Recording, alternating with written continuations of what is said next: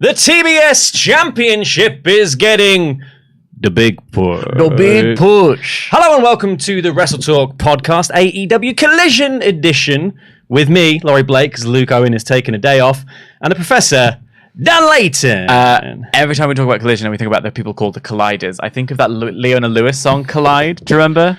Oh, when we collide, we come together. No, that's Matt Cardle. That's Matt That's a Cardle's, different X Factor winner. that's Matt Cardle's version of a Biffy Clyro song. That's exactly correct, which yes. wasn't called that. It was called Many of Horror originally. Yeah, but you can't have a Christmas These are song the facts called you Many come of to the Horror. Collision podcast for. Look, I mean, there's not loads of like the narrative things to talk about on Collision. Lots of great wrestling, but we have to fill in the hour somehow. And I think X Factor winners conversations. I've cut you off about Leona Lewis's song. What was it? It goes, we can collide, we can collide, we can collide. It's a lot of colliding. You know, that's what I think about. Is the sound loud enough for you guys? Yeah, tell us. That's the best way to check. Yeah, we also because we've been left in charge. We weren't sure whether or not we were doing the stream right. So tell us if we're live. It turns out that Dan and I both have a different half of the puzzle to get a podcast up and running, which I assume we are up and running. There's a basically, chat. Like there's a chat running. I can do the thumbnail and the YouTube backend stuff, and Dan is capable of putting it live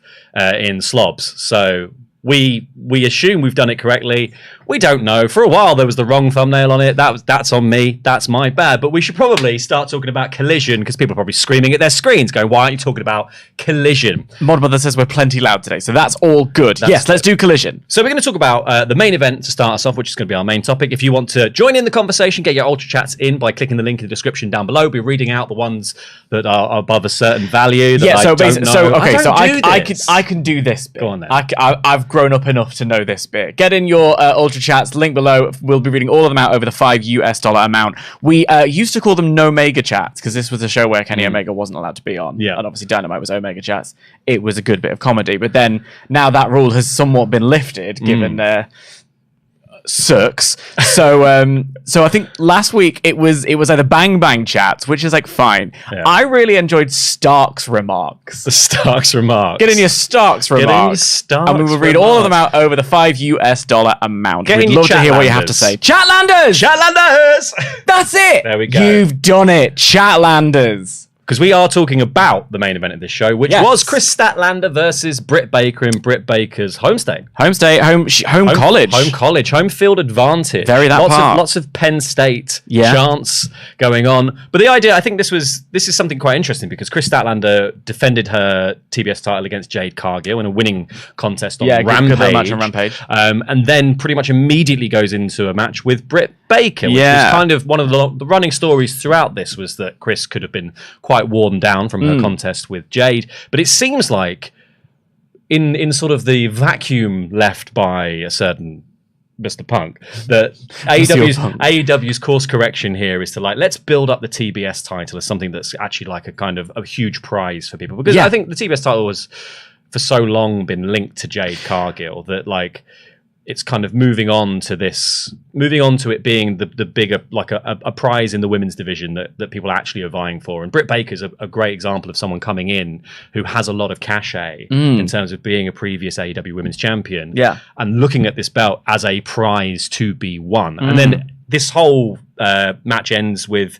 Julia Hart also watching along. On the rafters, just giving little great nails. Yeah, wonderful. Great. She's outfits on point for Julia Hart all the time. Exactly. But yeah, it's this thing of it now seems like they're trying to build this belt back up as something that is going to be competed over. Statlander's getting a big strong push to make her seem like a really legitimate champion. This was a close competition. Yeah. Admittedly. This was a very, very close fought battle between the two. Britt almost had it won with a lockjaw at one point, with Kris gets basically a roll-up victory to sort of get out of it. But it doesn't make Kris look weak, because we've just seen her go against Cargill the night before. Yeah. I mean, so it's interesting for me because, so to pull back the curtain a little bit, we were talking about what we could have as the lead for this show, because Collision is very much becoming the show where wrestling happens, rather than the show where big storyline developments or big angles go down. There's a lot of really good wrestling going on and continuing build and development. It's a nice Saturday night viewing program. And one of the things that I was talking about in the office was that now with the news that we're potentially going to like 12 pay-per-views a week. 12 a week? Could you imagine? 12 pay-per-views a year. Think how many belts Tony Khan can debut. He loves 12 a week. 12 pay-per-views a year on Max. So you might see, for instance, a Grand Slam, which we've got coming up this week. That might be a pay-per-view. You might see a Winter is Coming. They've got a lot of those shows that they just do on Dynamite that might become a pay-per-view on HBO Max, now just simply Max. You could do far worse than building up prestige on your belts to make it something worth fighting for every month. So that way you don't have to have... Because we know like Tony quite likes his like long... drawn out, mazy, roundabout way of storytelling. He's not so much on the direct, this is what it's going to be. And sometimes there is no build at all, and Luke's not here, so I can say that without being told off. But it's an interesting thing to do, to go, okay, well, I'm going to take this belt, which has sort of, even on Jade, there were no real challengers, and no one saw it going anywhere. Really impressive that Jade holds it for a really long time, but when it's a brand new belt and you are defending it against people with no build and no name, cachet, or anything like that. It's why the Tay Valkyrie feud was such a big one, that you felt like this might happen, because, you know, it was someone with pedigree. It's interesting then to put it on Statlander and have her do the kind of Orange Cassidy fight forever, kind of like champ doesn't lie down, open challenge thing, and put someone like Britt Baker in there, who is AEW original, one of the faves, like, you know, a good wrestler, and have it be a contest. You were talking about Kris Statlander not looking weak in the amount of offense she took, and Britt looking strong in defeat, and all of those things.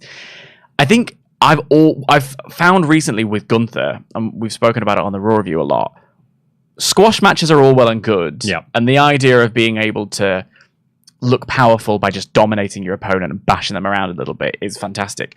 If you can show vulnerability and power and strength to overcome it, face or heel, it just puts you as the champ or you as the competitor over in a much more solid way. And in the case of a champion, it makes you look like someone who is... It's going to take something extra special to overcome. So even your best challenger has to be on their A++ game.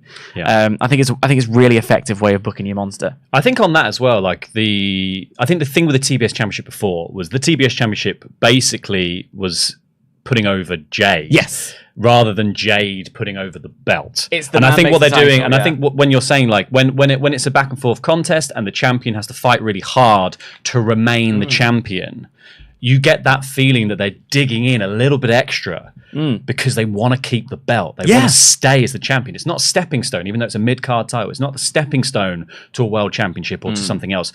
I'm fighting for this one because I want to keep it. I desperately want it. And it's value. Whereas Jade, I think sometimes with Jade, it felt too much like it was like, well, she's really strong.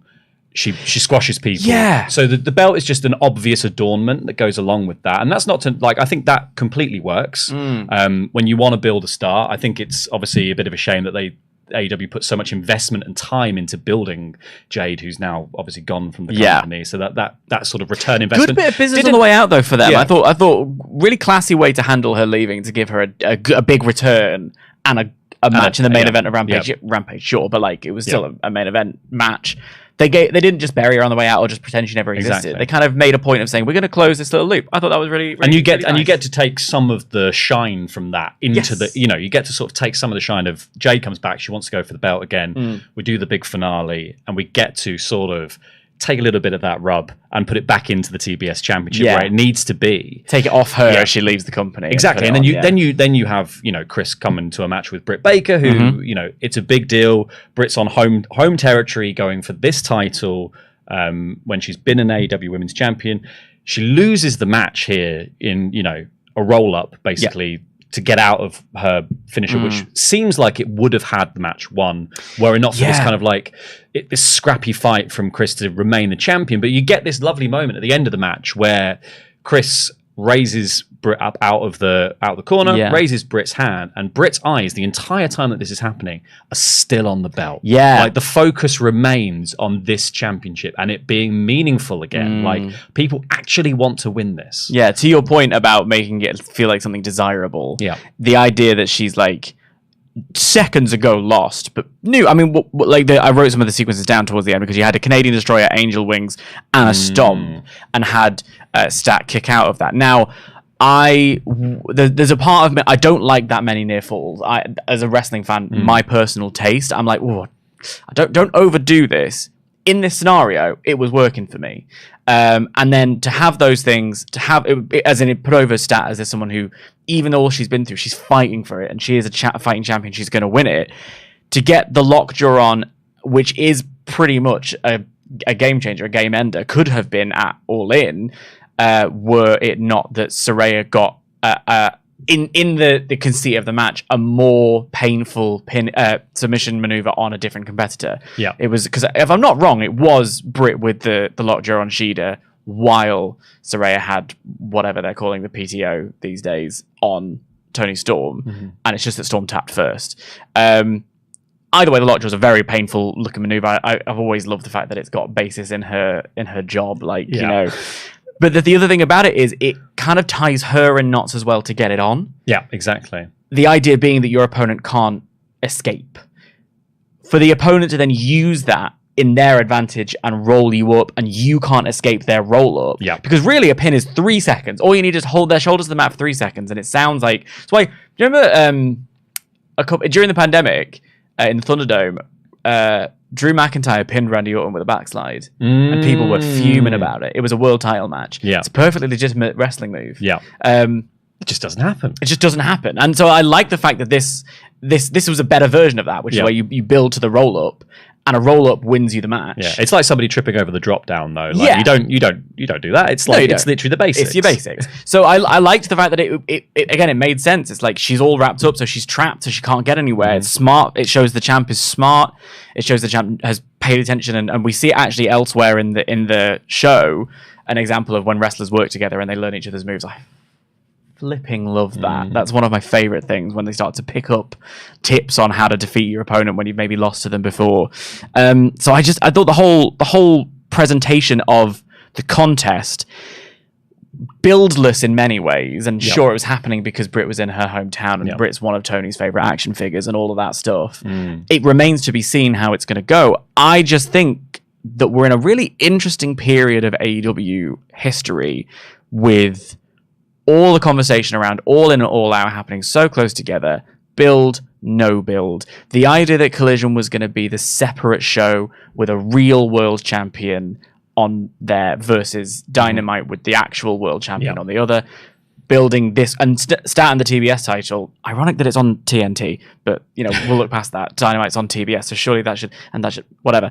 The idea that this TBS title is being built up to be on par with the women's title, or like to be a prize worth fighting for, as we're looking down the lens of perhaps a more consistent regular build, which when you look at Grand Slam and Wrestle Dream coming up, I thought in this show you had example of what seems to be more consistent building programs.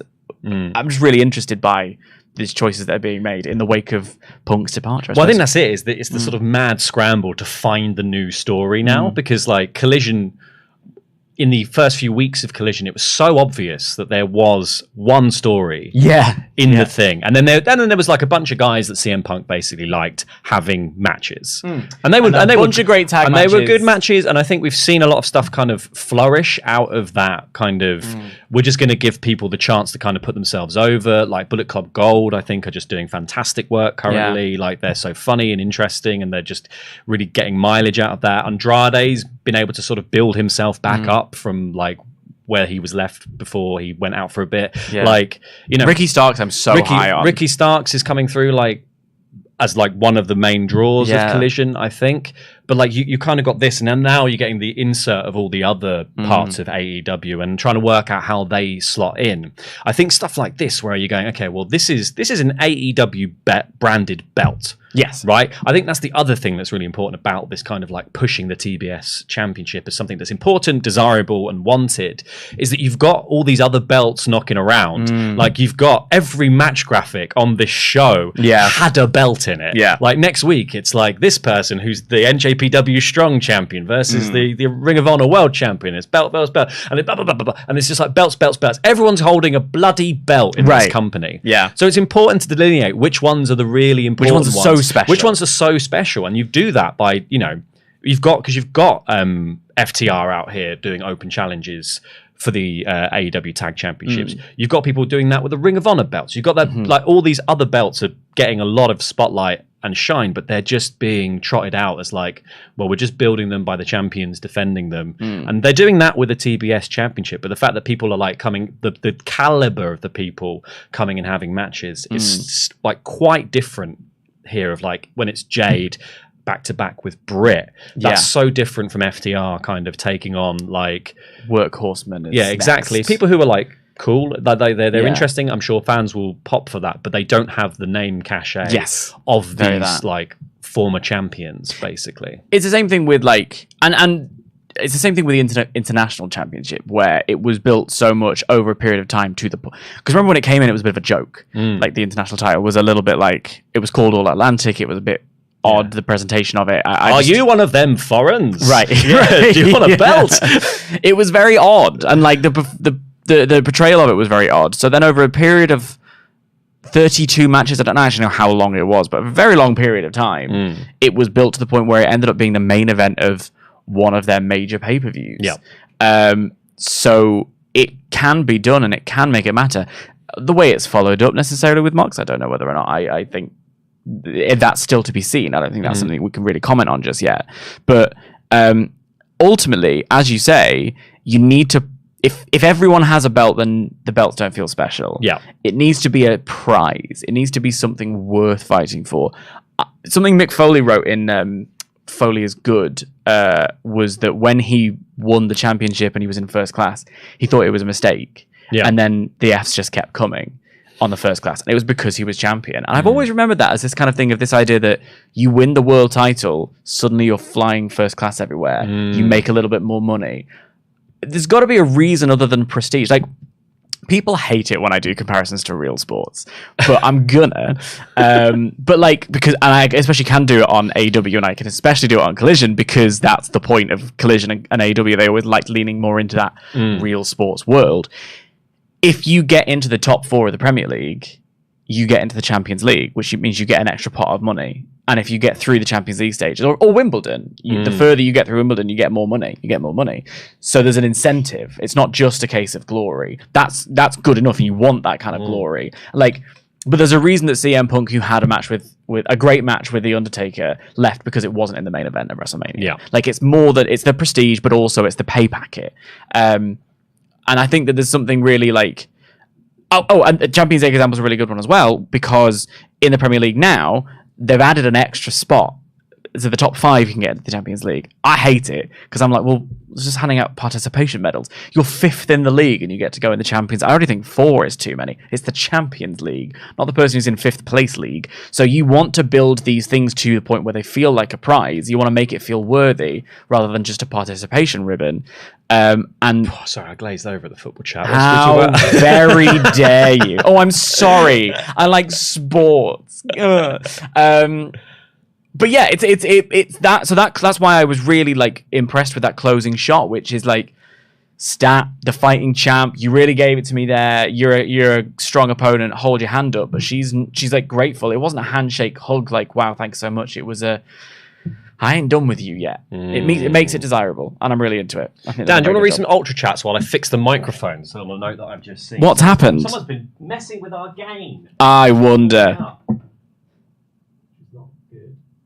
We need to turn the mics down. That's different. Normally everyone says they're so high. Anyway, I'm going to go right into the Ultra Chats. Buzzkill says, I loved this main event. Britt Baker and Kris Statlander rule, and if I hear one more person tell me Britt can't wrestle, I will Pittsburgh Sunrise them out of existence. Yeah, I agree. I mean, all you have to do is watch this match. I think the division has had, and I think that's clouded people's judgment of how good these are. The question has never been the talent. The talent have always been of a quality. It's just about giving them the booking. Kid Cudi, meanwhile, says, of course Tony Khan was going to give the belt a push as soon as a black talent loses it. Same thing with Scorpio Sky in SCU and with the TNT title and Hobbs and Jade and the Acclaimed. Just directionless wins with mostly no story, and I'm over it. I mean, there are certain things that in my position I can't speak to because of my life experiences, and others spot things that sort of we don't.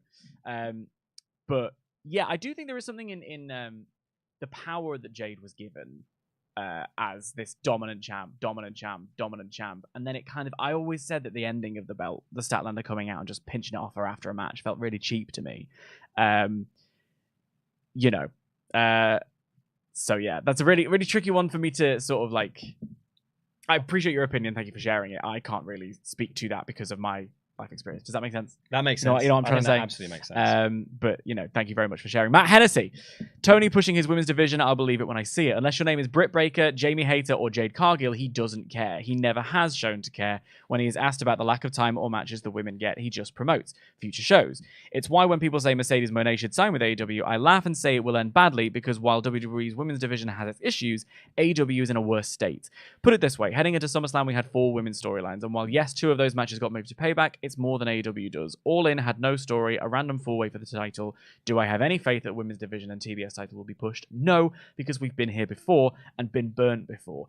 This is something that I've spoken about on Raw. I don't know if you saw the All In press conference. And I've spoken about it in Collision as well. But basically what had happened was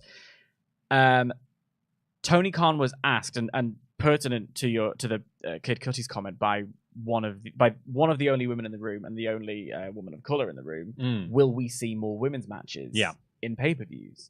And Tony's response was, well, we've got Ruby Soho and Statlander all out. I think we've just booked that, haven't we? We haven't announced that, but that's going to be on. And we've got loads of talent here. Miro and Hobbs aren't on this card, so sometimes it's trying to book the perfect card. And you've named 2 men.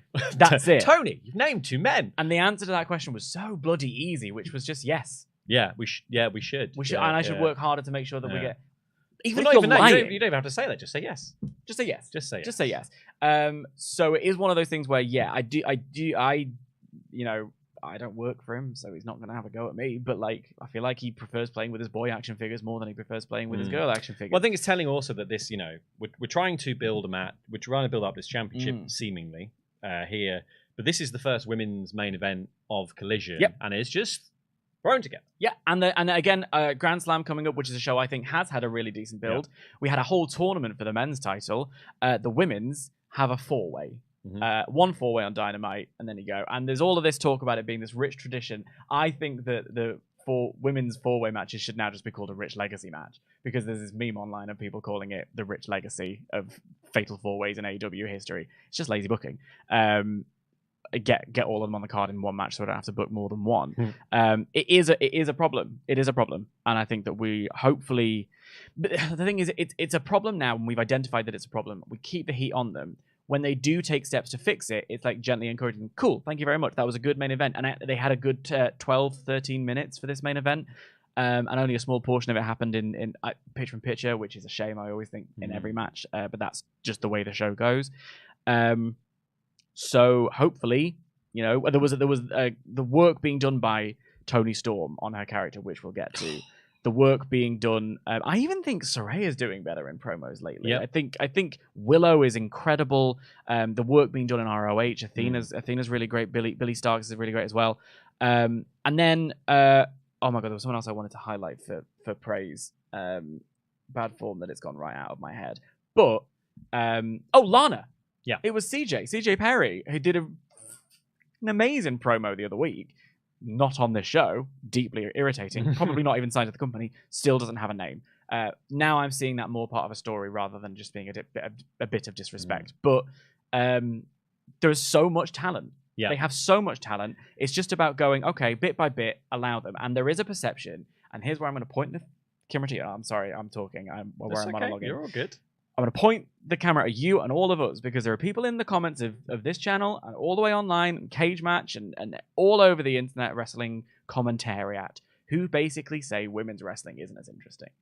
There is a perception. And now part of that comes from the way that it's been presented for decades prior to Stephanie McMahon discovering women. Yes. And so there's a lot of things to unpack. There's a lot of work that needs to be done to undo these thought processes that the wider community to have them ultimately presented as what they are, which is talented wrestlers who do a good job and be received that way.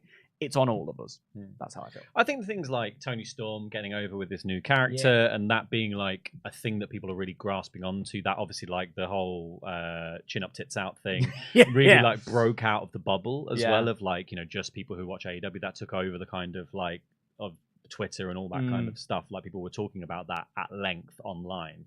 And I think the more stuff like that happens, that's when you break that kind of mold of like, well, we just focus on one or two people or just one match. Like I think the sea change in WWE for the women's division really came when Becky Lynch kind of broke out as the man, because it allowed a lot of, it sort of moved the needle past just like they loved Charlotte and they loved Sasha, and that was about it on WWE for a long time. Becky comes in, breaks out of the, what WWE were sort of doing. She forces their hand. She forced their hand in a way that, they were going, well, Ronda's the next big thing. And Becky came along and did something that sort of shook that all up. And I think Toni Storm's probably doing that same thing for AEW, where it's like, we can do, well, Kris is the champion, and Kris is TBS champion, and Britt's going after that or whatever. But Tony's over here doing something brilliant, and we've obviously got Saraya with the world championship and all that stuff. But like, you need to kind of have people building up and making a name for themselves in the small amounts of time that they're given. And I think Toni Storm is doing a fantastic job of like limited screen time in shows. Like that promo package for her was 45 seconds to a minute. And it's so good. And the interview with Renee backstage was that. And I know Toni Storm's obviously someone who has actually been given a lot of time in AEW to get over, but like this is a big change for her, and she's making it work. And I think the more people do that, the more confidence you can give somebody like Tony, who's probably just in a very business mindset about the whole thing, / wants to play with his boy action figures. Like the more you force his hand, the more he has to kind of listen to the fans saying like, we want this and this is really funny and more of this, please. Like I watch Toni Storm saying tits all day, every day. Like I'm happy for that. It's what Toni Storm was always not Toni Storm, Cody Rhodes was always told was like, rattle the cages. It's one of those things of like, this is the situation we have. It's on us to demand give Divas a chance happened. The idea, the reason we have this in the main event is because someone held up a sign in the crowd that says book your women's division better, please. Like bit by bit by bit, we have to force that change through. It'll happen, but it is on all of us. So we'll hop back to UltraChats in a minute because we're going to get on with the rest of the show, starting at the top with the promo section, where everyone just got a little chance to sort of just say some stuff disjointedly into a camera for a bit. How do you feel about this?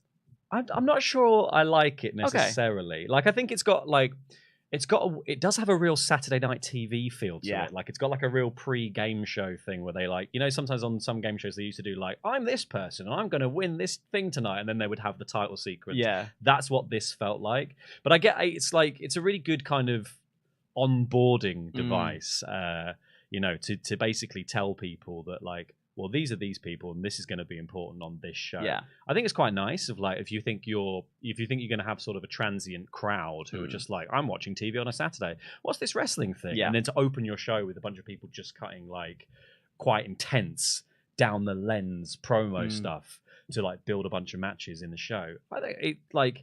I wasn't completely sold on it, but I can see it working. It's become quite beloved because it's a part of the show now. There's a one of our colleagues in another company who does the lists of ups and downs for the shows, and they always give it an up, and I get a little bit like annoyed by it because I'm like, well, it's just you might as well give them an up for turning the cameras on because this is part of the show now. It is pointing to that Saturday night main event kind of energy. It's pointing to that. It's like almost like I'm imagining everyone's like, oh, it's on, like gather around kind of thing. I'm quite charmed by it. Yeah. There were loads this week. Normally there's only about 4. Yeah, this was it. It's like everyone got a chance to speak. And also it was like multiple people in each one. And so like the first one was Claudio and Brian opening the show. Claudio said very little, and then Brian cuts a promo on Starks saying he's going to shove his fist down Ricky Starks' throat. So my fan fiction is coming to life. Big Bill and Starks then respond, saying that Bill says his boots are still soaked with the blood of Moxley, and more Blackpool Combat Club blood is going to be spilt this week. Starks says there's no place for glory hogs on Collision. They're going to prove that they're the face of Collision, which I think got Bill doing a lot of this. Feels actions. Yeah, feels like it's a thing. Then Kris Statlander said, she's still sore from her main event the night before and has a disadvantage to Baker, but she's gonna fight her way through. Baker says it's the first women's main event. Baker does all the promo for like, hey, this match is happening. It's the first women's main event. Yeah. Time for me to come home with the TBS Women's Championship. Then we get John Silver saying that they didn't read the contract, the Acclaimed, so it's not going to be a match with Evil Uno. It's going to be a match with him. Then the Acclaimed say they've been the Trios champs for 20 days, and they're going to beat that ass because everybody loves the Acclaimed. I think it's a fun way of opening the show. I think maybe like the barrage of it is like you just need a couple. Like it's that thing of like which ones are the really special ones here that we should really focus on, because I actually would have preferred in this to just have given more time to Kris and Britt who haven't had any build.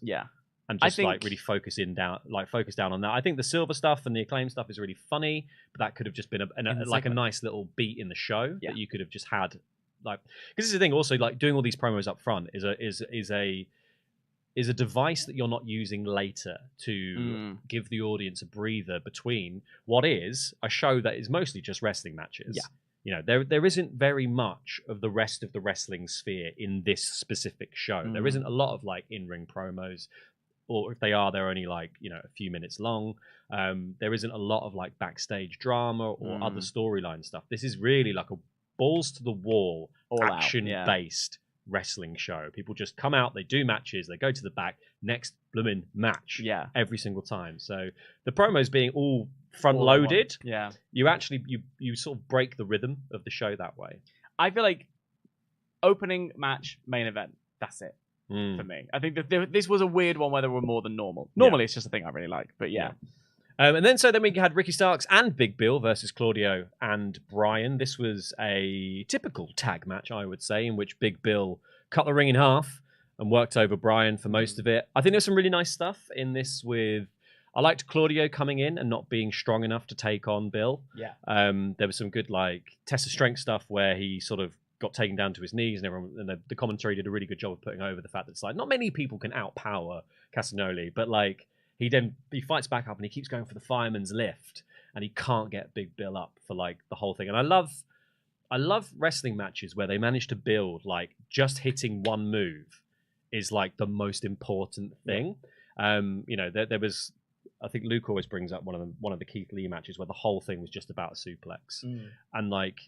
I think it's really fun when you can do that with just like one spot. You just know it's not, it's not the finish, it's not anything major, but it feels like kind of a notable peak in some of the drama that you're building throughout your match, right? To sort of go, okay, we're going to do this fireman's carry at some point, and he's going to hit it, but it's just another little thing for the crowd to always just be invested in and pay off on, and they just find all the different ways of it not quite working. Like he finally gets him up at one point, but Bill fights out, and it's like every little hope spot is closer and closer to that moment where he's going to hit it.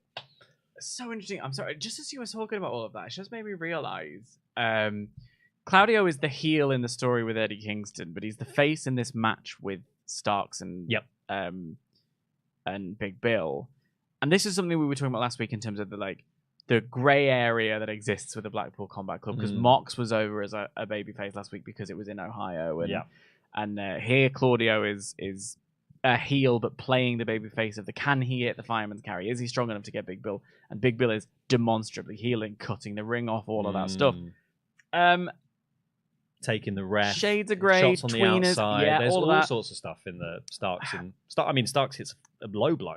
Not to give a spoiler for a project we have coming out on partsFUNknown soon enough, but we've had conversations recently about wrestlers and the phrase tweener and liking and disliking tweeners. And there is something here where I'm like, pick a lane. Situational babyface and heel, for me, doesn't really work. The heel here is absolutely Ricky Starks, who has been doing such a good job with this turn from the start of Collision, really, right the way through here. He's been doing so brilliantly, really excellent. Situationally, we've lost Punk, so we need to shift Bryan to babyface. But for this tag match to work, we also need to bring Claudio over as well. So, like, I'm a little bit frustrated by the kind of inconsistency there. It doesn't feel character driven; it feels situation driven. Yeah. And it's only in you saying that I was like, oh yeah, that was happening, because I was buying into the 18 uppercuts that are wearing him down, so that he can ultimately get him on his shoulders and do the fireman's carry. It was really, really nice piece of plotting, but it doesn't make sense with the character. Now that I've thought about it, with the alignment of the character there, rather. That said, I've really enjoyed it, so I don't know what I'm complaining about. I think sometimes you just got to go with what the audience are going to do, right? And I think that's the big thing here. Is like you just sometimes just have to establish your characters in a way that the audience are going to react to. And here, when they knew that they wanted Starks and Bill to be booed, you just have to let Claudio and Bryan like play goodies. Yeah. In the same way that in Kris Statlander and Britt Baker. All the yays are going Baker's way, and all the boos are going Statlander's way. So you just play into that, even though Baker's the one wrapping Statlander's legs around the blooming post, like being like, "Oh, 2 old injuries, is it? Bang, bang, bang, bang, bang, bang, bang." Like it's you just sort of have to just let the crowd get on with it and play into it as much as you can without going too overboard. Yeah. I thought this was a really fun opener. I thought it was really good. I think Starks did some fantastic work. This is the other spot, by the way, where so at the end of it, Starks wriggled so much that Danielson couldn't get the label lock on, which is that thing of like, he's had the matches, he's learned, he's figured out that this is what this feels like and this is how he gets me in it, so I'm going to make it not happen. I really like that. It's just like nice little touches. The finish was cheap heat with him distracting the ref and getting a low blow. Yeah, but it worked. It was very effective and the crowd ate it up, so all good. And he gets a win over Danielson, which is a big deal. Big deal. And then they're later in the show, it's announced that he wants a Texas death match in Michigan. Again, which is a choice. I also so why don't we do? Because it was the funny thing about Collision is you have all these matches which are really great, and then brief interview spots later on in the show. So sometimes it can feel a bit like, I'll save talking about that till there, but it's all linked. So I'm going to, because it was only like 40 seconds, so I'll bring it back. Although we will talk about it later because of weird production snafus. But this will be the second cycle in a row where Starks has been involved in a major feud and then not been able to blow it off at the first pay-per-view available to him. So Punk had to take a detour to take on Joe. Yep. The plan was for them to pay it off at All Out. Obviously, the situation changed. And that's where Danielson came in. Now he's in a feud with Danielson, but Danielson's off to take a detour with Zack Sabre Jr. Oh, yeah. So he's not going to get his match at Wrestle Dream. So I'm a little bit like, I like that Ricky Starks is adding that to his story. He's almost being like, stop looking over there, like, give me the respect, that kind of thing. Because it has happened a couple of times now, and I like that they're leaning into that as part of a character. Let's talk about that promo a little bit later on, because we'll go into the actual ins and outs of it, because I think it was really good and worth talking about. We then moved on from this match. We got a Swerve promo, and then we got a Hung Bucks promo saying that they're happy to have a match with the Mogul Embassy next week. Then we got a Book of Hobbs promo where he talked about ripping her arm off. We then got Miro's promo, which was, I think, basically the Book of Hobbs promo, but better. That's 2 weeks in a row now that exact thing has happened, except one of them was Lana.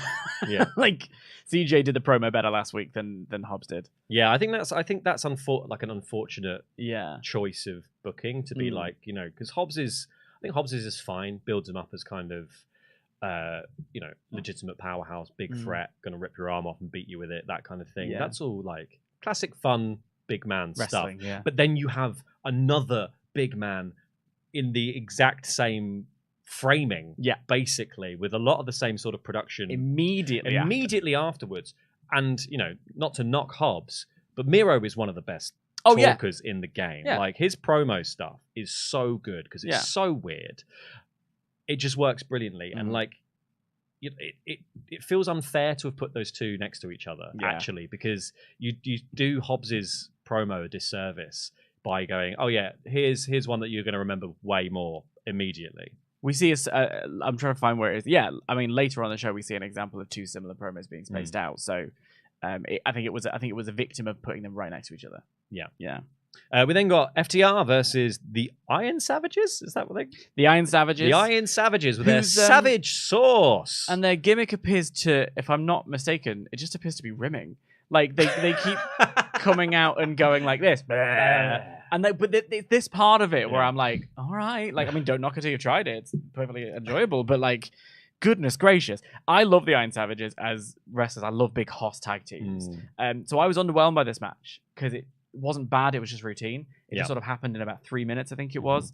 And I've loved what I've seen from Iron Savages. So when I saw I was getting FTR Savages, I was like, oh, and then it just was whatever. So that was a little bit of a shame. I got quite annoyed by commentary continually talking about the Savage Sauce. Yeah. That, like, I was just like, this, I don't, like, it's fine. Don't kill the joke. Very small bit. Yeah. But, like, it was every single thing came back to it. It was looping round and round in circles. I was like, this is too much chat about something I don't care enough about. What do you think Savage Sauce tastes like? I don't want to know. Okay. I never want to find out. I don't want to know. I've got an awful gag reflex. Right, okay. Like, Really? I don't want to know. Oh, could you imagine? I thought this was fun. Like, it was, it was completely fine. I liked the sort of hitting the shatter machine immediately on Jack Jameson as he's cutting his promo when he's squeezing Dax. Savages got their sort of very brief bit of cut-off energy where they're like, you know, doing some splashes, getting their close twos. Harwood tagging in and he's immediately cut off again and then beaten down. The second rope moonsault from Boulder was really impressive as well. Like, that's what I mean. That's very beautiful. Part of what I love about these teams is that they're big men, but they're athletic. You know, so we have seen them a couple of times on Collision, and they were completely brand new to me when it happened. But I love it. I love the way they move. I love the way that they hold their weight and they carry their bodies. And I love them. So I was And we got some big splashes at the beginning as well when they were doing the calf. And then I think the end just sort of came out of nowhere. Like, it was kind of a classic, we've just hit the shatter machine, and then they do a superplex with a splash from Cash, and they get the win. Venti Goldberg. Yeah, it was like, it was nice. It was fun. And then the workhorsemen come out and they have a face-off with FTR. Meanwhile, Aussie Open are backstage watching the screen. Yeah. There's a lot going on with people's interest in these tag titles specifically. We'll get to that. Yeah. I thought a fine little match. Yeah. Just a little bit of, it's just another thing to build FTR up. Routine. Make them, show them off on the show that they were destined to be a part of, and they need to kind of inherit there's the void, so they need to inherit the kind of role of like, well, we're the people who are like, we were always destined to sort of fill the sort of sidemen role to this one guy, and now we kind of have to be the two of us must be the guy. While everything's floating around, we sort of need to steer the ship in a way. Yeah. We then get Keith Lee promo, which has a Collision Take 22. Is this a bit? I don't know. I wasn't sure. Because this looked sloppy as anything to me. Yeah, and it was like there was an awkward pause before they did it. It felt like it just been like one of the rushes had been left in. Yeah. I don't know. Was it a bit? I don't. Well, so I had seen. Has this been part of a Collision thing before? No. I had seen this before watching the show because it did the rounds on Twitter, because there's a bit later on where there's a marker in shot in the Starks and Big Bill promo. Yeah, and he says, "Get out of here." Yeah. And I don't know if that was a reaction to this mistake, that they decided to do that one live and make a joke out of it, or if it was legit. If it's legit, take 22? Yeah. What went wrong? 21 times. Yeah. Like, goodness gracious. Is Brandon Cutler actually doing all of the backstage production? Like, because he's obviously, because he's like cutting the cameras right when it's the Bucks promos. Yeah. So like, and they'd made a reference to that in the books and the home promo. Yeah. So I was like, is this a thing? I don't know. So I guess we'll find out. But it didn't feel like a thing, and it was sloppy production. I always get it. I mean, you know TV. Yeah. And production. I would not be proud of that. Yeah. What did you think of the actual promo though? Because I thought it was nothing. It was very nothingy. It was Keith Lee got cut off before he even started talking. Shane Taylor comes in, introduces Lee Moriarty as the newest member of Shane Taylor Promotions. Keith says he knows all about Shane's old mistakes, and he warned everyone to run, and your new mistake will be not running. Which is it's fine. Inartful. Like, I want to see Keith Lee and Shane Taylor go at it. Yeah. Like, big time. And This is it. That's good enough for me. But Keith has been on telly a couple of weeks now, and his promo last week ended with "Word of advice, run" kind of thing. Like, it's this his thing appears to be making people run away. Yeah. Which, sure. Looking forward to seeing him in the ring. Because otherwise, he's going to talk about One Piece. Yeah. Yeah. We have 500 episodes to discuss. I love Keith Lee. I want to see him do more. That's it. And I want to see. I'm glad I he's on the also love Shane Taylor, and I want to see Keith Lee and Shane Taylor real bad. Yeah, that match at All Out. I think I want to see them play beer pong more than I want to see them wrestle. Particularly, Shane Taylor is incredible at beer pong. Really? Yeah, he's nothing but net the whole time. He's so good. Nothing but cup. So we then got John Silver versus Anthony Bowens. Silver came out with the contract in his tights, which the Acclaimed had not read.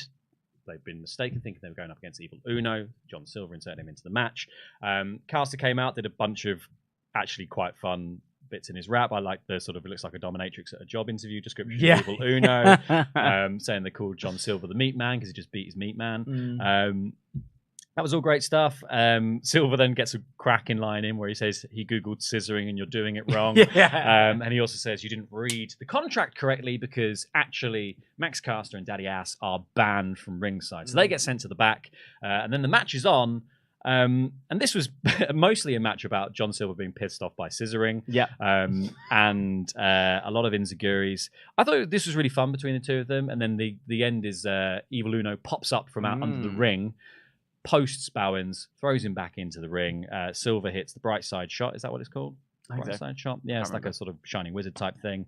And then Silver wins, which seems to be setting up the Dark Order versus the Acclaimed at some point down the line. Who I think are a good little first challenges for these trios titles before while the Acclaimed get on their little run. I don't know how long it's going to go because, I guess Daddy Ass can continue to go, but he's also like 60. I think the Dark Order are like a great matchup for the Acclaimed specifically, not just because like they're capable of just eating losses and bouncing back, but they were also able to compete on that kind, as John Silver proved in his promo. On the comedy level. They're able to compete on the comedy level, and it's really fun to have a belt that's just like kind of stuck in the action is good. Yeah. But what we're here for is to see these personalities ping off each other and make jokes and have banter. It's a good program. Yeah, I think that's really fun. This match was like a good way of setting that up. There was some really good. It was nice to see two people get their chance to kind of do their singles wrestling stuff as well.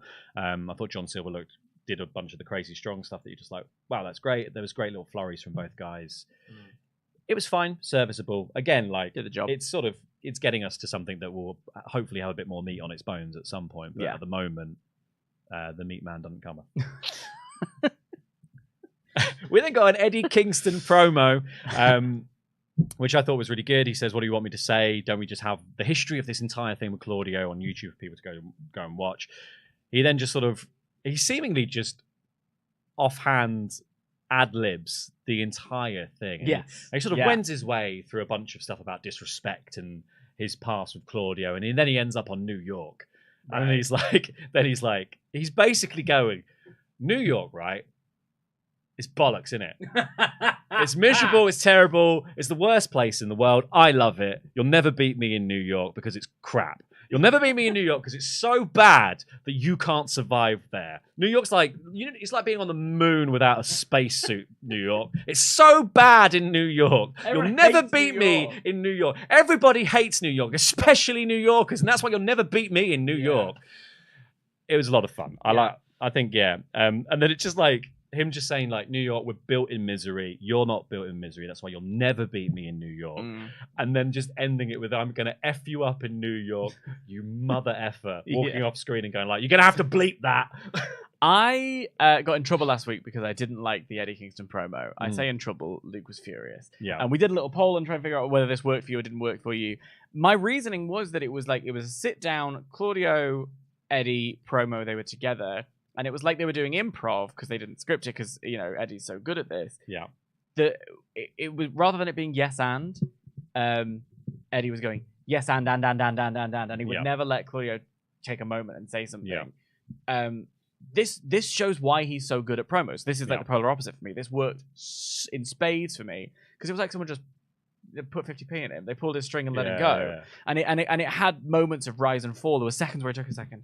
And another thing, and like that kind of thing, that kind of energy to it all, which just really sort of amped me up and made me ready. And in all the conversations about build to various shows and not build, the build to Grand Slam has been really good. And this is a part of it, you know?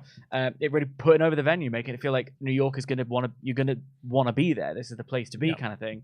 And also the whole town is going to be behind me. Yeah. Like that whole thing. The energy. And you can imagine it. I can picture the Arthur Ashe crowd being really into it. So in wild contrast to last week, this is where Eddie Kingston is just magic. It's just thunder, you know. It's great. And it's all fundamentals as well. It's all like, nothing he did here was like really, truly out of the wrestling box, right? Like this is all just, I'm going to say that you've disrespected me, I'm going to put the stakes on the match up front. I'm going to tell you why I'm better than you. I'm going to tell you why you're going to have a disadvantage where we're facing next. And I'm just going to then end with some swearing because that pops the crowd. That's like nothing he did there was like going to be written down as like, can you believe that Eddie Kingston broke the mold? But he does the wrestling promo, the classic wrestling promo, so well because it's delivered at such a breakneck pace, and it is like watching a man fire off every thought he's ever had until he gets to the bit where he's just like, I'm going to lock in on this thing, right? It's New York. That's what I'm talking about. And like, you can almost see him testing all the little avenues of what he's going to say in this one promo, and then he finds the thing, and it's like, I'd be interested to see what the slate was on this one. Right. Take one. There you go. Eddie Kingston. Job done. You go. Yeah. I thought it was great. As I did the next promo, I thought the next little promo spot with Orange Cassidy and Hook eating Doritos was really fun. They're just there. Renee says, "You guys called me here for something," and they just go, "We should do like a tag match or something." Yeah. Cool. Like Grand Slam. Yeah, cool. Wonderful stuff. Just like wonderful stuff. They share some crisps and they move on with it. Chips. I let it play out. Yeah. I like the segment. Yeah. The last time I saw Orange Cassidy, he was bleeding with his middle fingers in the air. And he looked like an absolute machine. He looked like the next guy. This is how you're following it up. A thrown together tag team with Hook. Okay. I'll let you do what you want to do. But that felt odd to me. But I'm not averse to it. This is one where the people are screaming and nitpicking. Do you think it's like a step back in his growth as a character? Because obviously, like Orange came in not caring and being very casual, and what we've seen is him sort of learn to care. Right? I think all of the work that has been done by Orange Cassidy has proven that all of the people who said that he was never going to be someone of note to challenge for big titles has been proven so wrong, because he's so good. And I've really enjoyed that development. Now, that development doesn't have to take away that Shield doesn't care. Shouldn't. I think it would be a shame if it did. What are you looking at? I'm just checking we're still live, that's all. Yeah. I'm just having a little look. I'm listening to you. Just checking. It's always nervous. But, yeah, I don't know. It's this thing of like, is it a step back? It might not be. Let it play out. Just was a. I wasn't expecting this to be where I saw Orange Cassidy next. Yeah, I think because it feels quite extreme to hop back to like he just really doesn't like whatever, man. Like I'm now totally aimless. So like, why don't we just do like a tag match, me and you, Hook? Yeah. Like, because that is almost playing too far into a wrestling trope as well. Of like, you've just had your big singles run, so like we'll stick you in a tag team, and you'll just do stuff then, won't you? That will give you something to do. It does feel like kind of it's where single stars go to die in your Franken tag team. But I do think the pair of them could make it work really well. So I will also reserve judgment on the actual tag team bit of it. But we then got Aussie Open versus some local competitors, and this was just squashy squash match to build up Aussie Open. They come out, they win in under a minute. I love that finish. Davis does a little bit of Aussie, and then Fletcher comes onto the mic and says, FTR, we've won everything you've won. Like, they listed all the championships, the Ring of Honor Championship, the NJPW titles, and then they call their shot for October the 1st, exactly 1 year after their previous match, to redo FTR versus Aussie Open. Can't wait to see it. Can't wait to see it. Again, I feel like this is a really big deal. Yeah. Like this fit like this. That was one of the best matches last year, and I feel like it's a massive deal. Yeah, and it's like on the way there, we're also talking about the Workhorsemen. Right. We're also talking about the Iron Savages. Yeah. We're like, there's almost too many names in the mix, and I think we could have made this feel like this match between, like, you know, FTR even say later in the show in their promo, like, we don't even know who we're going to be AEW Tag Team Champions next week. I imagine we will be. Probably they will be. But, like, you know, I don't necessarily think in this story about this thing, that kind of, that fact should be left up to a toss in terms of, like, they should know. And Aussie Open should know. And it should be for that. Because it feels like, you know, this is a match that should either be for the championships, and it's really important, or it's a match for bragging rights as the best tag team in the world, because I think these are the two contenders for that currently.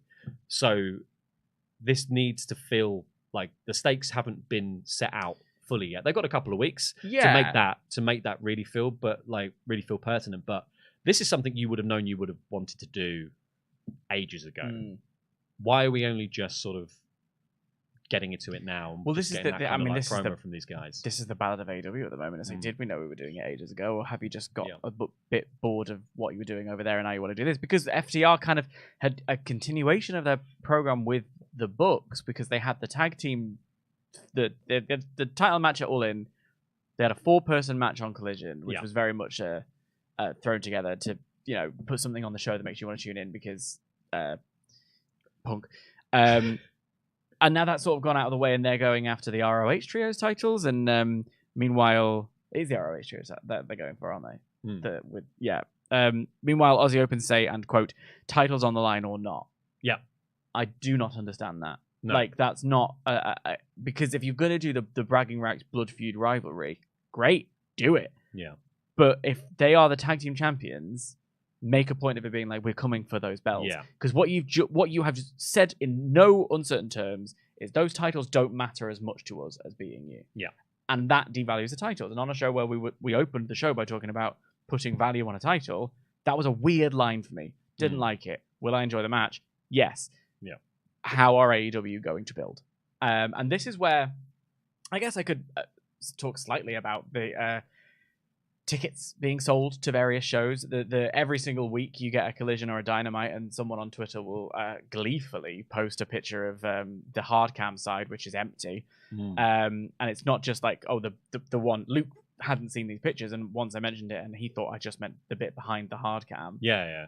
No, the entire side of the arena is completely empty. This is cyclical. This happened with WWE a couple of years ago, and look at where they are now. These things happen. It is about using... It's also summer. It's also it's summer, it's cost of living, it's cyclical nature of the industry, but it's about making people want to be a part of something. It's about making people want to come and see your show. And the thing about Collision is, because it's not given that kind of like regular build, people aren't as in, like, we find out what's going to happen either on the day or the week of. Yeah.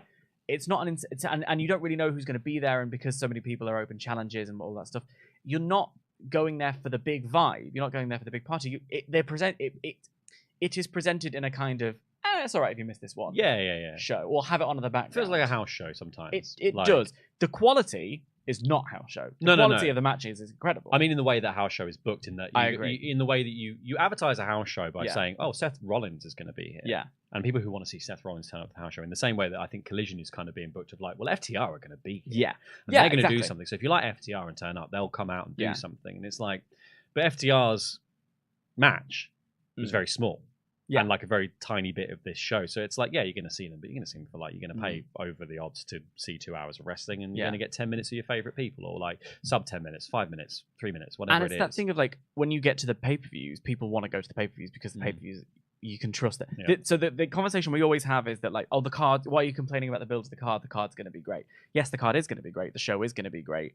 But when you don't give us the build to get there, what's the incentive to buy it, other than the fact that there's going to be some really good wrestling? Yeah. And I think if you're trying to do a weekly television program, 2 weekly television programs, you need to provide people with the drive to want to go to those television shows that goes, and you can't rely on there's going to be some good wrestling. especially on a Saturday night. Like it's an interesting time because case in point, Dynamite Grand Slam is being given a really decent build, and I want to praise the company for that. Yeah. And people are buying tickets and they want to go to Grand Slam. Yeah. So do you think AEW will start doing kind of tentpole things with Collision in the same way that it does? Obviously, you've got your named episodes of Dynamite. You've got your Grand Slam, your Winter is Coming. Obviously, there's the talk of those becoming pay-per-views if AEW goes to HBO Max. But Collision could actually do with like named, like a named Saturday show to give it the structure to not build like around. Grand Slam Rampage. Yeah, because it's that kind of thing of like, well, we're just going to, we're essentially just going to book week to week TV here, and it's going to build to some of the pay-per-views. It's going to build to some matches on Dynamite. It's going to build to some matches on Rampage. I forgot what that was called for a second there. But Collision itself doesn't have a structure because it's just open-ended. So it doesn't feel like, you can know that, okay, well, if I'm going to go watch it, or I'm going to tune in any week, I know that we're sort of on the road to this thing that's going to happen on a Collision. So I know that ideally, if I book my tickets to go see Collision in 4 weeks' time, the really big matches are going to happen. That's a good idea. Yeah. Like because it's something of.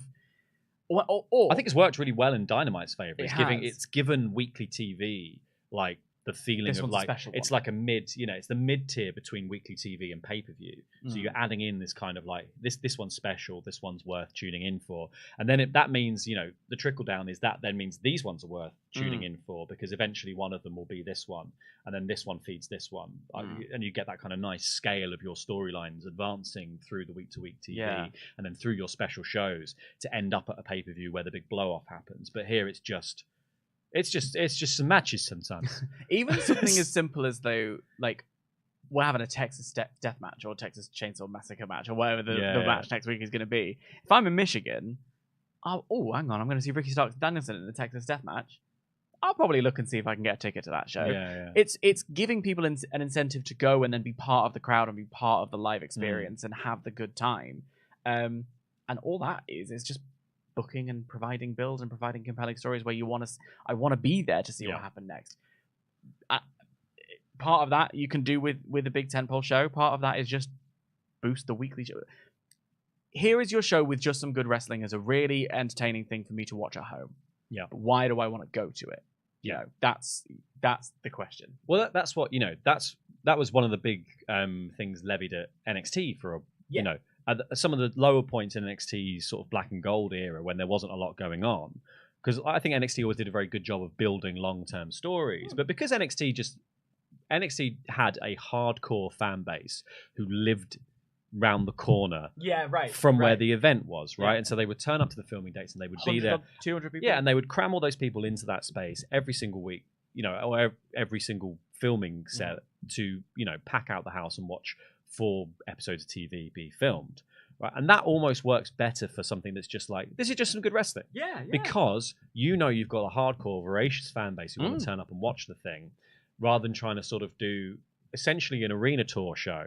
Yes. With no, like, that sort of has a loose end somewhere. We're like, well, we don't really know where this is going. And I think that's obviously this is all exacerbated by the Punk situation. Yeah, big time. Where I think a lot of their plans have had to suddenly change.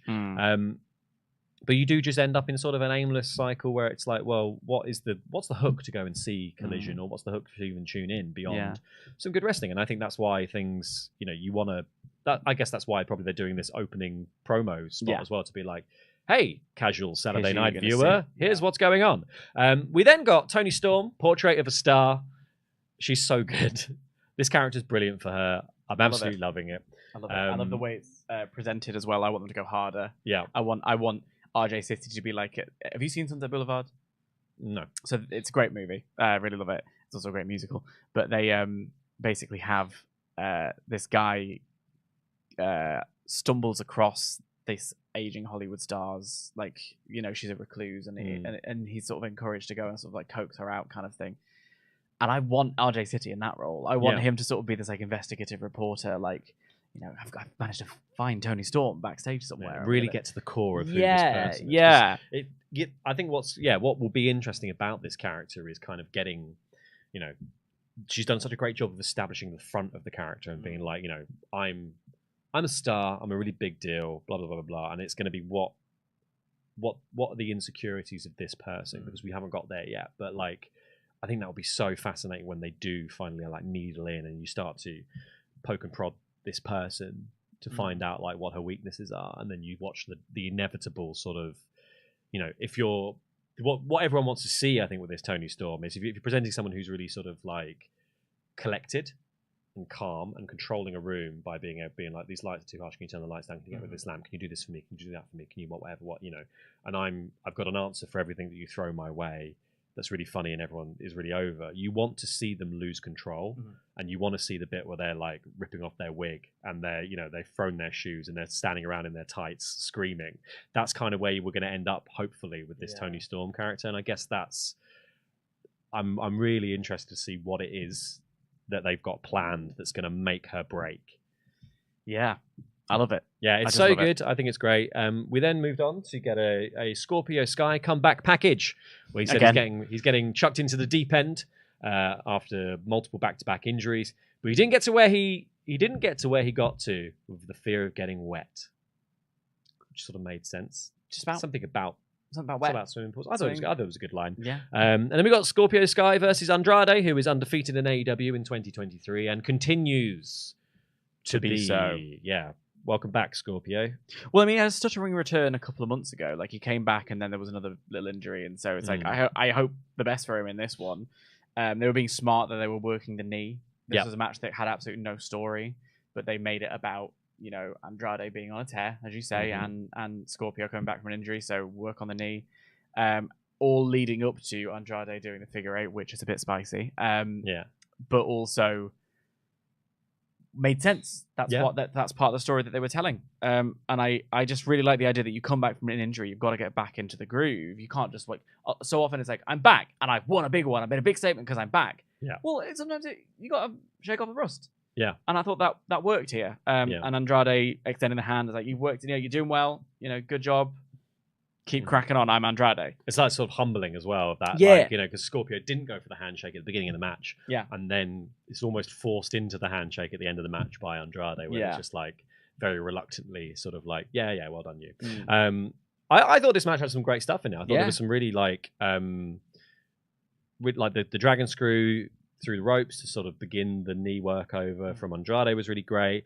Andrade getting dumped by Scorpio off the top rope. Woof. Doing this like, does this crazy, he gets pushed by Scorpio Sky. He does this crazy roll, and like clips the apron with his shoulder to flip the end of the roll around. It looks awful, like a double hit. Darby did one last week. Oh, that's just dreadful. I don't think you should do that. But bad for you. It was really cool. Bones are brittle. That was the thing that McGuinness said. I meant to comment at the beginning of the show. He called him Little Brittle Brian. Little Brittle Brian. Which I really loved as a line. So I think about it a lot. Scorpio hit a sunset flip and then rolled it through into another sunset flip over by the ropes. Then he does a diving tope to the outside, and then he's holding his knees after that, which is continuing to sell that thing. Scorpio runs right into the crazy step through back elbow by Andrade, but Andrade doesn't get to hit the hammerlock, and then that's where the finish comes because Andrade knocks him down, hits the figure eight, Scorpio taps, then there's a handshake to finish. I thought it was really fun. It was good. Like nice little stuff. I'm liking seeing Andrade get slowly built back up. I'll be interested to see what they do with the character now, because they're doing a good job of making him look strong. He's got the mask back. He feels like he's starting to feel like a big deal again. So what's next? That's the thing I'm always interested with. We then got Jay White arriving. Well, this is actually part of what's next. Jay White was arriving with the rest of Bullet Club Gold. He was saying that Andrade was closely watching his boys. White talks up his entire gang. He gets a few arsehole chants. And then he offers Andrade a match. Do you see Jay White beating Andrade? This is I can't wait to watch that match personally. Thank you very kindly for giving it to me. I actually don't know. Yeah. I think that's what makes it compelling, because Jay White has shown over the course of the feud with FTR an ability to be pinned or an ability to lose and it not be a big deal. Yeah. I think Jay White is someone that you can push to be a massive star. Got it on the mic, got it in the ring. Yeah. It depends what you want to do with Andrade. Yeah. You know. I could see it happening. Yeah. It's interesting. It's a mouth-watering prospect. I think people were hot for it as well. Jay White offers the match, and then he retcons that offer and saying, we could also just go right now if you want to. Yeah. But then a bunch of referees and officials jump out and get in the way of Andrade. Andrade jumps out of the ring to try and cut them off. They push him back in. People are hot for this. Bullet Club Gold are laughing it up, sat on the ramp, taunting Andrade from behind all the people. Like, I think it's a good dynamic. It's great. Yeah, and you also have. I'm glad to see Jay White finally kind of getting to. Yeah, like get himself over, show who he is properly. Like, you know, you've got really Andrade's Los Intangibles. Is that what it's called? Yeah. I can never remember if I can say it right. Los Ingonobles. Them. What was that? What did I say? Intangibles. The Intangibles. Yeah. His gang. They've also been feeding the idea that like, you know, they're all sort of around. So the idea of a little gang warfare there is quite fun as well. So yeah, I'm very excited for this. Should be fun. And then we've got Kenny and Kota Ibushi promo where Kali says he's coming for Kota Ibushi, going to go after the heart of Kenny Omega, basically. It's fun little stuff. Yeah. We then got Tony with Shibata. Shibata's phone says that he's coming to Wrestle Dream. Yeah, which was very funny. Yeah. I enjoyed it a lot. We then got the Hardys versus the Righteous. This was the Collision debut for the Hardys.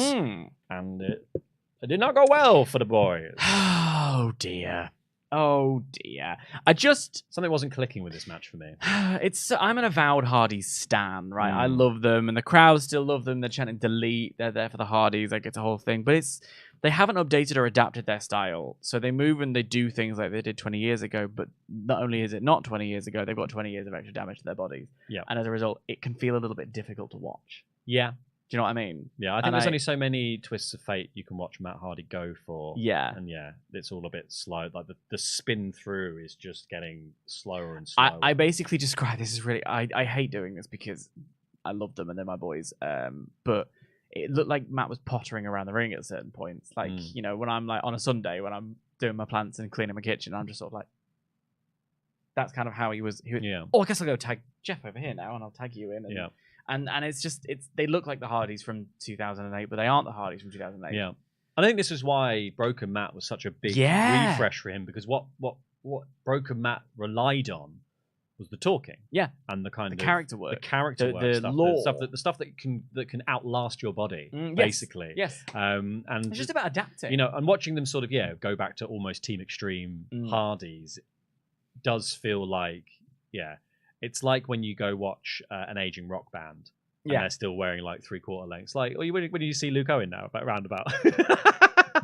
Not my words. Hey, don't take a day off and make me do Collision, Luke. I'll come for you.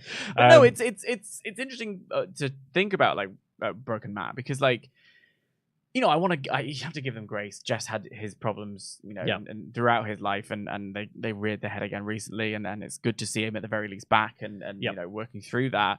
And when you have that kind of stop-start, it is hard to do that kind of build for that kind of character. Matt's also said that he wants to just sort of not be wedded to one thing, and but also it's a tricky one. It's tricky, but they were treating it like it was a big win for the Righteous, and I guess that's something good to take from it. Is that the Righteous got how big it is when the Hardys keep losing, I don't know, but you know, it's a good way to present. I know who the Hardys are. Who are they wrestling? Oh, the people they're wrestling beat them. Let's hear what they've got to say. I guess that's a good little technique. I think on paper, big deal. Yeah. In practice, I don't necessarily think the two teams gelled very well. It was a bit clunky. Vincent does a lot of clicking. It's like a one-man West Side Story. I like the present. I think they look cool. They've got a really good look. The Righteous. Music's great. The promo at the end. It felt like a Wyatt family light. Yeah. To me. Yes. And then you get that kind of like their promo at the end was a little bit like maybe felt like nerves. I'm not sure. There was a couple of stumbles throughout, and some of the things didn't necessarily land the way that they wanted to. But yeah, they did a fairly good point of making the argument that they're after the Ring of Honor tag titles, because that's who they're looking to next. They want to go up against Better Than You, baby. We then got Claudio's reply to Eddie Kingston, which was, you know, nothing. I haven't made any notes about this. It was your bog standard. So this is where you get to, because as you were saying, the idea of doing all the promos at the beginning. One of my problems with Collision, and I know this isn't like a massive problem when I say that, it's one of those things of like, there's a lot of statements, and a lot less in the way of angles, right? Mm-hmm. What I can say about this promo is he said, "I want to burn it all down to ashes," which is a nice turn of phrase when you're wrestling at the Arthur Ashe Stadium. Really enjoyed that, but also to contrast with the Hobbs and the Miro thing earlier on, spacing them out and having two parallel promos but different parts of the show made them feel different. And if you have Hobbs and Miro take their place differently, maybe they wouldn't have felt so compared. Do you know what I mean? That said, a lot of the same things. This is what makes it feel like a show where it's like, do I have to watch it every week because I'm reviewing it. But if I wasn't reviewing it, I'd probably dip in and out and be like, okay, which bits do I need to really seek out? Where you want to give it that. Where Dynamite feels like something that you really want to see. And this is, I think, what Rampage became. So it's a little bit like, let's keep this fire going, because I think a lot of people really like Collision for its visuals, for its style, for its position on a Saturday night. So but yeah, it's hard because at this point we have, before we get to our main event, we've got like 4 promo segments. Yeah. So, but none of them really feel like anything. No. Yeah. So we then got Claudio's. We had Claudio's reply. We then got RVD being announced as coming back to AEW, Michigan. Yeah. Hometown. Clearly, WWE return looking a bit unlikely. We then got an FTR promo where they said that's what the challenge is all about with this. This is where they kind of came up where they were like, maybe we'll have the titles at Wrestle Dream, maybe we won't. Yeah. Blah, blah, blah, blah, blah. Not overly convinced by that. I think, like, the title should be involved. Yes. The titles are going to be involved in this match. We kind of all... We all know it. So, like, I think we should be making put the open challenge on pause for a bit. Exactly.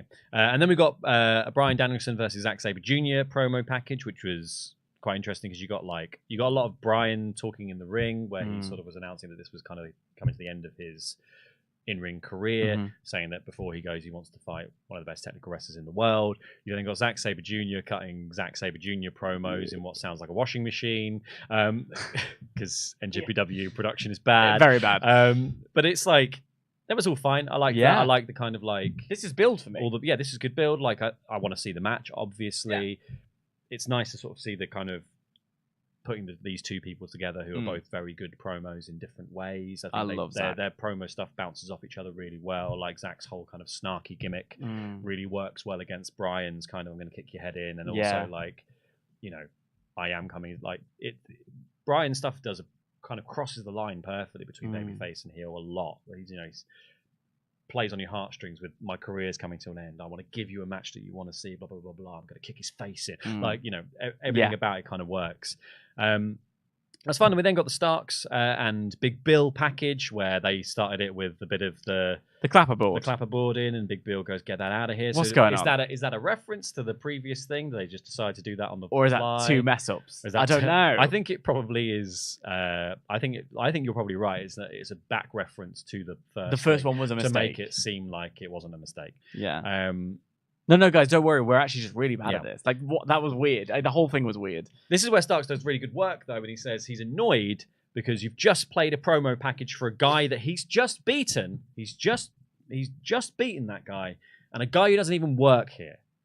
I like that. That's great little character work. It's lovely to build that in as Starks has every right to be annoyed by that because he's just beaten Bryan Danielson, but you're giving the big push and the big promo package treatment. You've had editors slaving away in a room all about this guy who's just lost. But I'm right here. And I'm right here. I love that. Works for the egotistical heel stuff. I love that Ricky Starks' work is so good here. Yeah. And I'm thinking about it, and I'm especially when you see the package and then you follow it with this interview, I'm imagining Saturday before Wrestle Dream. I would quite like for Zack Sabre Jr. and Daniel Bryan to be cutting a promo on each other in the ring, like face to face. So you do have, as you say, that blend of styles in real life. I think that would be really tasty. Yeah. And then have Starks come down, and maybe there's a Starks and Big Bill versus Danielson and Sabre match in there, for Collision to just shut Ricky Starks up and see whether or not they can coexist. I know that's a very WWE thing to do, but the idea that Ricky Starks still gets to be a part of this, because let's be honest, I just want to see the match. I just want to see Zack Sabre Jr. versus Daniel Bryan. Bryan Danielson, thank you so much. I'm looking forward to it very much. But I see these two men pretzel each other. Oh god, I can't wait. Pretzel the hell out of each other, Take your boys. time, folding each other into origami. I can't wait to see it. But I also don't want to forget about Ricky Starks, whose brilliant work is the shining star of Collision for me in many ways. So I want to have him included in it in some way, and I think the night before Wrestle Dream is the best place for it. Yeah, I think you can get the kind of the best of both worlds there. I don't know whether you necessarily want to save any in-ring interaction between Zach and Danielson until literally the event. That's a good shout. Maybe if you could have one of them not really working with the other one in this match. Then after that, we got the Kris Statlander versus Britt Baker match that we've already spoken about, which means it is time to go back to the Ultra Chat. Well, before we do, we have to say thank you so much to our YouTube mods. We are coming to the end of the month. We always read out the $25 and above pledge hammers from our Patreon on the show. But in the meantime, we are come to the end of the month, so we need to thank our YouTube mods, who are, of course, Andy, Brandon, CJ, Gaz, Ian, James, Jay, John, Les, and Rob, and Mod Mother Jenna, who always forgets to put her name on the list. So thank you so much to the mods. You do incredible work. We're incredibly grateful for you. And all of you who are on our Patreon at any level, but especially those $25 and above pledge hammers. And now I've opened up the Ultra Chats. That's the admin work. I think that's me being a grown-up trying to you carry on. I'm all right. enjoying. Well, I'll read some Ultra Chats then. Why not? Well, it stresses me out because what if I get it wrong? Ryan Singh says, I'm loving the direction they're going in with the TBS title. Will be fun watching it defended like Orange Cassidy did with the international title. It just frustrates me why they didn't do this with Jade when she had the belt. The fuse would have been unreal. I completely agree. I think maybe some nerves with Jade in terms of like... Well, she was green. She was green, and I think maybe they were just like, maybe she's not ready for that level of, it's a very comfortable world to put her in of like, Jade just destroys people. Yeah. And that's like, she's good at that, so let's not rock the boat too much. It's why I think we're getting the best of all worlds with the idea that Jade is going off to the Performance Center. It's all reported. It's not necessarily confirmed or anything like that, but Jade finished with AEW, going to report to the Performance Center. Some reports have it happening this week. The idea that she'd do a little run in NXT to develop her skills, which do need developing. She's a very WWE wrestler. She's got this incredible look. She's got this incredible energy. Masses of crossover appeal. Oh my god. So meanwhile, over on AEW, you can use this opportunity to build up Kris Statlander, to build up Willow. I want to see a Kris and Willow feud. They had a partnership on Collision. Maybe they could have some moments. Mercedes Martinez had a bit. Diamante, that kind of just ended. I'd like to see more of that. There is if you want to bring in Mercedes Moné for a short feud, I think Mercedes would be much happier doing the sort of freelance gig economy thing that she's got going on for herself. But I think we're ending up with the best of all worlds in it, which is quite an interesting thing. Danny G, hi lads, genuine question. Was Ollie skipping the Stat versus Britt Baker in his review an oversight or some kind of backhanded comment / protest on the state of the women's division? He called the Hardys righteous match the main event and also skipped the Toni Storm segment. I don't know. That is a question for Ollie. Yeah, I would imagine it's an oversight. I think an oversight more than anything. It was just written very early in the morning. So yeah, and also, isn't Ollie flying abroad tomorrow? Yeah. Right. So lots of things on Ollie's mind at the moment. Let's call that an oversight. But hopefully, by virtue of the amount that I've gone on about women's wrestling, we've got a nice... We've made up for it. Yeah, hopefully. And if you'd like me to keep talking about women's wrestling, believe me, I will. Thunderstorm87. Renee Paquette looks pregnant. She wore all black on Collision and was wearing different jackets of Dynamite. She looked a little thicker when she interviewed MJF in the medical room. She's hiding the bump. That's her business, not our business. Don't comment on people potentially being pregnant or not, because that's their business to share if they want to. I don't know any information about Renee Paquette being pregnant. Neither do I. But also, sometimes people don't share because of medical issues, things like that. So thanks very much for your comment. If she's pregnant, good for her and good for Mox. Hope they continue to grow their lovely family together. Don't comment on people's pregnancies. El Jefe says, hello, Laurie. Hello, Dan. Do you think Swerve will be champion at some point? And Dan, how do you feel about Keith Lee not being used correctly? Hey, if what I'm hearing about Keith Lee... Do you know this bit? Keith Lee tweeted, if what I'm hearing about Walter's true. Boy, oh boy. And it's because they changed his name to Gunther. Yeah. And it's like tweets that have aged like milk. But no, I mean, I want Keith Lee on television. I love Keith Lee. I'd like to see him have stuff. I can totally see Swerve being a champion at some point. Do you think world champion? Oh, yeah. He's got everything. He's got everything. Yeah. And I think he's only proving it more and more and more the more time they're giving him. 100%. Yeah. I think a lovely little international run, a run with the TNT title. TNT title is probably really good for Swerve. Yeah. I think he needs that one little bit in the mid card for a bit while they resolve some of their top tier stuff as well. Because I think Swerve jumping straight up to world champion now, there's going to be a bit of a backlash from people like being like, well, you've got Cole, you've got, there are so many people. They'll just list other people. Like there's, I think Miro's probably in line before Swerve is. But I think Swerve in 2 years' time, absolutely AEW world champion. Yeah, big time. And I think when you are able to build the international title to the point where it main events a pay-per-view, you don't need to worry about whether or not it feels big. Yeah. I think Swerve winning any title. I think Swerve singles champion is on the cards, and probably soon. Massively. Hayden Waite, first time Ultra Chatter, and OMG, it's Laurie. Oh, how I've missed seeing you on a podcast. Also, hi Dan, I love you too. Just wanted to ask, who would you have? No, you can't miss. I'm here all the goddamn time. You will get so much now. I know. Yeah, look, nice. I'm not complaining. I live in the corner of the office. Just wanted to ask, who would you have take the world title off MJF? I think it's got to be Cole now. I think it has to be Cole now, and I think they've done the work to make it meaningful when it does happen. There are I think the such impressive thing about this story is you could do a million things. Like, I like the idea of a Samoa Joe MJF feud, and then Samoa Joe takes the belt, and there's something in the story of Cole being there to support MJF as he recovers from losing the Triple B, whether that changes his psyche back. You can tell the story of either of them going for the main title.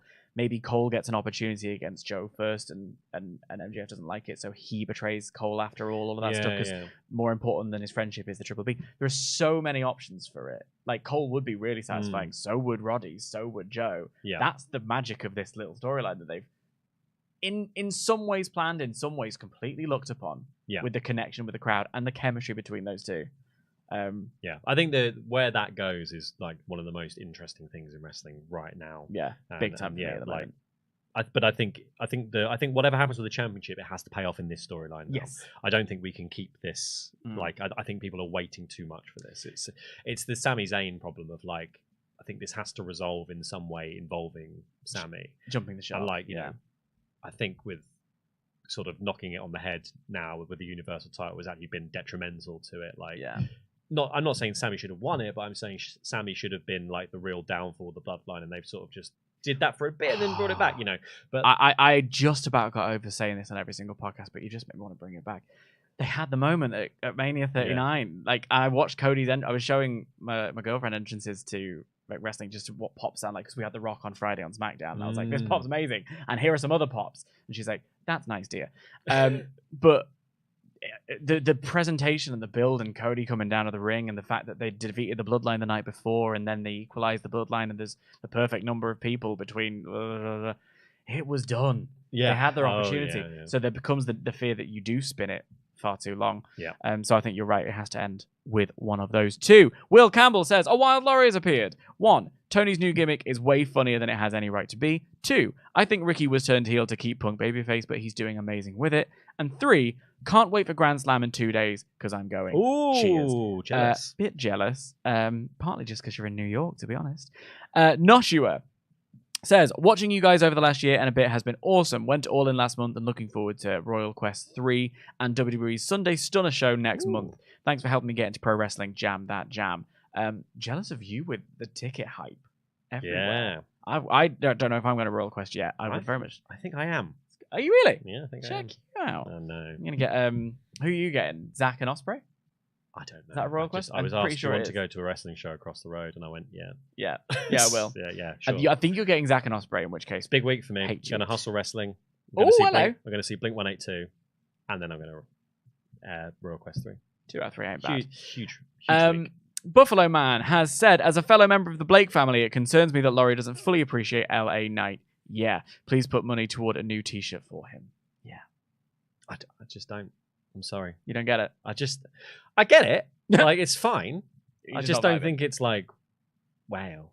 You know? Wow. I'm not like, wow. I don't think it should be like I don't think it's the deal everyone's made it out to be. I think he's very good at a very classic promo. Okay. And that's fine, but there are better talkers. So many better talkers in the same company that he works for. That take is hot and that is a extra hot Nando's peri peri take. It'd also be, if he was really good in the ring, that would help matters. And Mike the jeweler has donated $50. Thank you so much for that contribution. Hello, all the WrestleTalk crew. Thanks for all the work. Ollie, you probably don't watch the show, but I hope you have fun in Japan. Luke, hello. Fakador, what's up? What's up? Happy birthday, Pete. Tempo T, what's good? My guy Sat, hi. CM Punk to TKO confirmed. And then has donated again to say, oops, forgot to say hello to the professor. You did, but I won't take it too personally.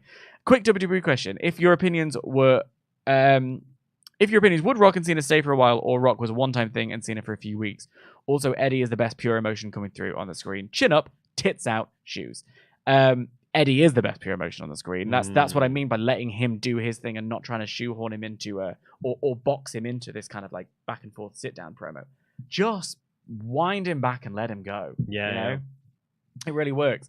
Rock was a one-time thing because they were in the same place at the same time. Nice and convenient. Yeah. Cena is currently there for I think he's wrestled like 17 matches since 2021, which is mad, like when you think about how little has actually been there. He's there for a few weeks with the writer's strike being off. I think even Batista said something about being none of these guys are busy. They're not doing anything. Get them in. With the writing and the actor's strike.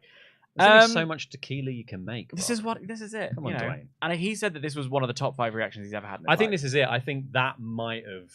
He's gone, ooh. Yeah, I think sometimes you just get the bug back, right? Magic. Like, and I think you could, like, because you can see it in Punk's face, right? When Punk returns and he gets that ovation, you can see that, like, I know it's maybe unsure about coming back like full time. Yeah.